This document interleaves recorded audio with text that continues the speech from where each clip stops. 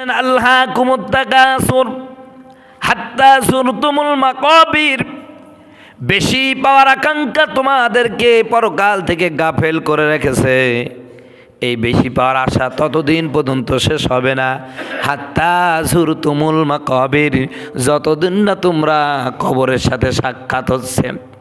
বিশ্বনবী মুহাম্মদ রাসূলুল্লাহ বলেন, আমার উম্মতেরা শোনো, এই আদম সন্তানকে যদি আল্লাহ রাব্বুল আলামিন একটা মাঠ ভরা স্বর্ণের মালিক বানায়া দেন, সে আল্লাহর কাছে দরখাস্ত করবে, আল্লাহ আর একটা মাঠ ভরা স্বর্ণের যদি মালিক হতাম। তাকে যদি তৃতীয় আর একটি মাঠ ভরা স্বর্ণের মালিক বানায় দেওয়া হয়, সে আবার বলবে, আল্লাহ আমার আর একটা যদি মাঠ ভরা স্বর্ণের মালিক হতাম, আমি যদি গোটা পৃথিবীর মালিক হতাম। আল্লাহ রসুল বলে, লা ইয়ামলাউ ফাহু হাত্তা তুরাব, ওই লোকটা যতক্ষণ পর্যন্ত কবরের মাটি পাবে না ততক্ষণ পর্যন্ত তার পেট ভরবে না।